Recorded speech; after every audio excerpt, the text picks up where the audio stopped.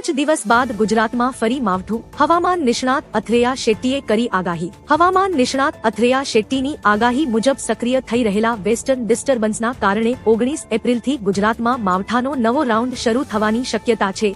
આ આગાહી મુજબ ખાસ કરીને સૌરાષ્ટ્ર અને દક્ષિણ ગુજરાતમાં વરસાદનું જોર વધુ જોવા મળી શકે છે. આ ઉપરાંત મધ્ય ગુજરાતના વિસ્તારોમાં પણ ગાજવીજ સાથે હળવોથી મધ્યમ વરસાદ પડી શકે છે.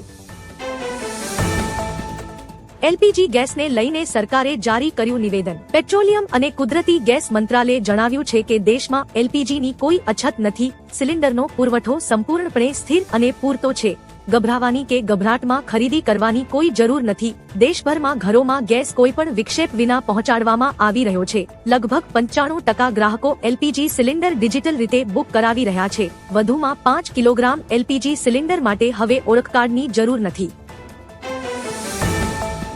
બહાર નીકળતા પહેલા આ સમાચાર જોઈ લો. ગુજરાતમાં ફરી ઉનાળાની તીવ્ર ગરમી વધી રહી છે. હવામાન વિભાગે આગામી દિવસોમાં તાપમાનમાં નોંધપાત્ર વધારો થવાની આગાહી કરી છે.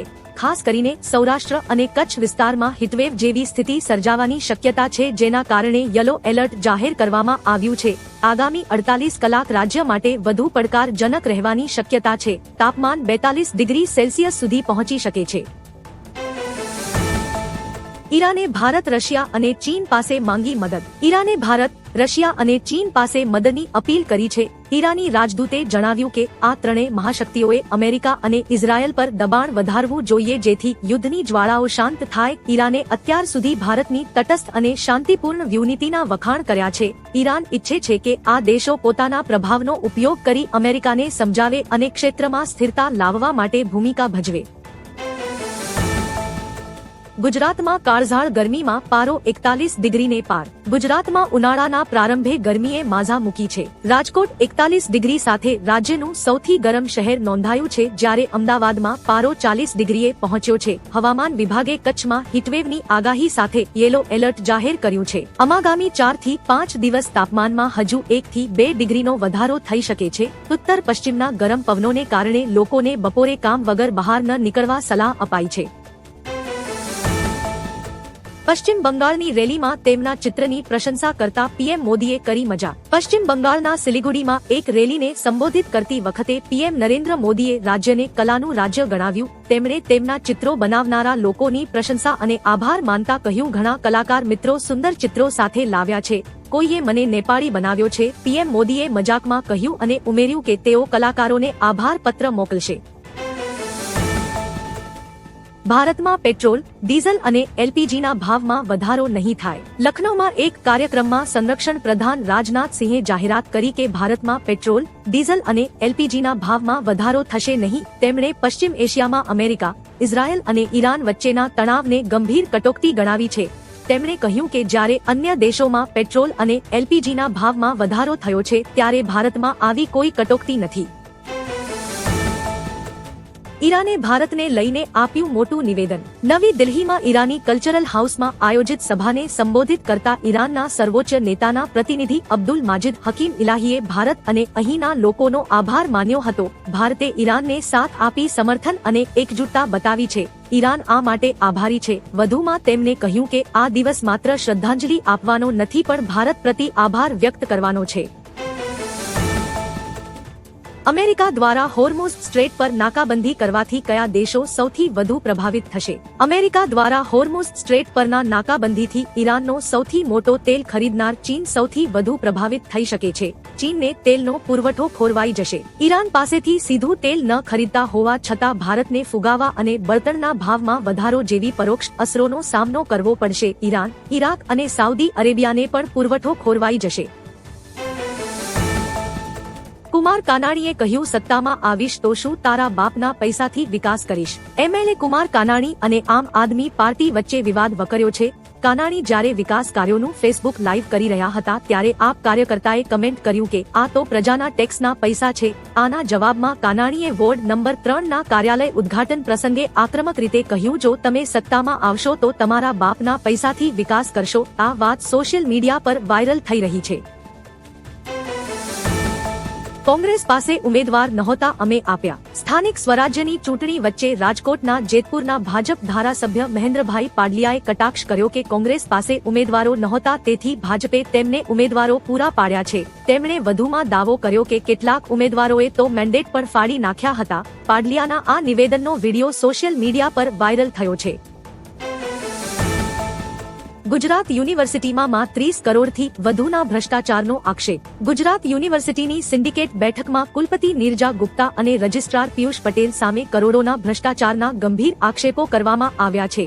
બાંધકામ કમિટી દ્વારા ટેન્ડર કરતા 34 કરોડ વધુ ખર્ચ મંજૂર કરવાના પ્રસ્તાવને સિન્ડિકેટ સભ્યોએ નામંજૂર કર્યો છે. કન્સલ્ટન્ટ કંપની ઓક્ટ્રસ અને તેના માલિક સમીર શુક્લા સામે પણ આક્ષેપો થયા છે. આ મામલો હવે સરકાર સુધી પહોંચ્યો છે.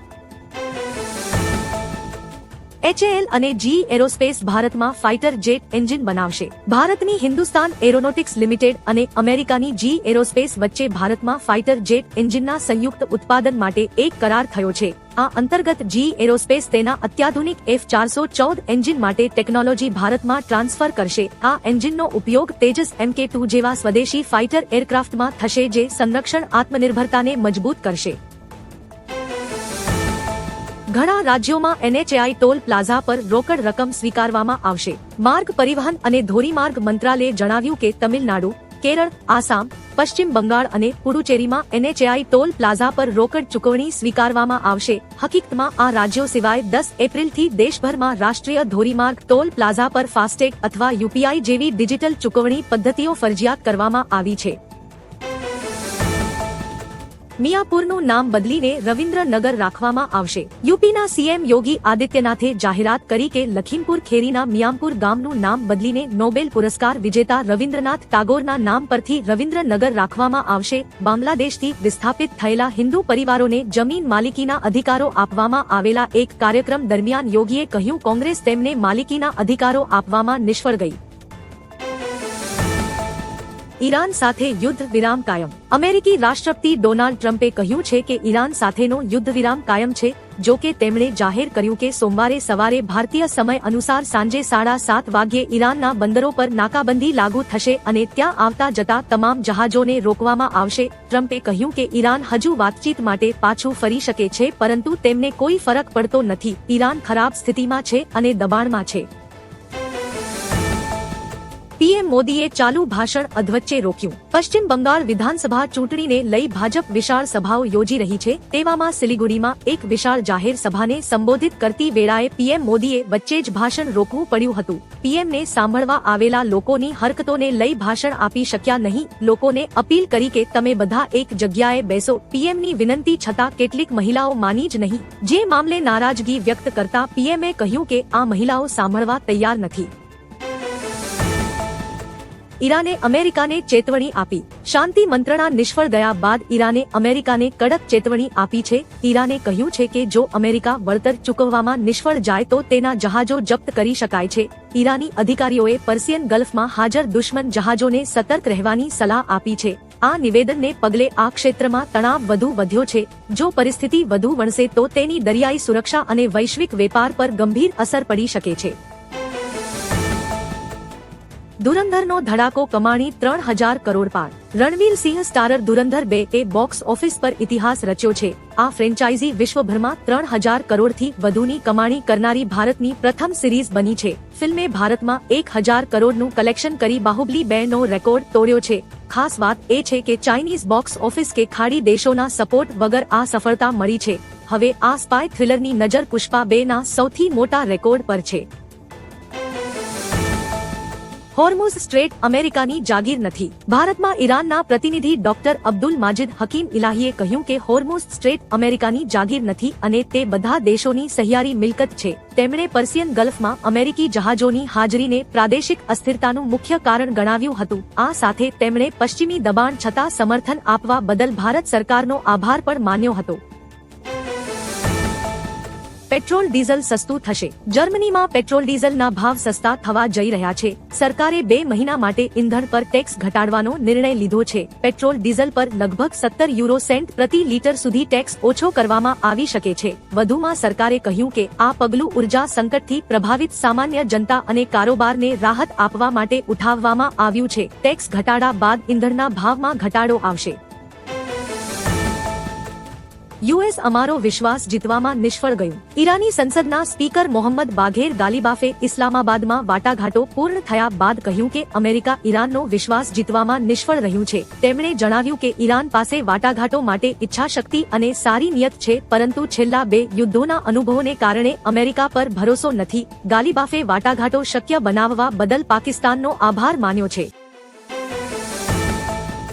ટ્રમ્પની ધમકી પર ચીનની અપીલ। ટ્રમ્પની હોર્મુઝ સ્ટ્રેટમાં નાકાબંધીની ધમકી બાદ ચીને તમામ પક્ષોને સંયમ જાળવવાની અપીલ કરી છે।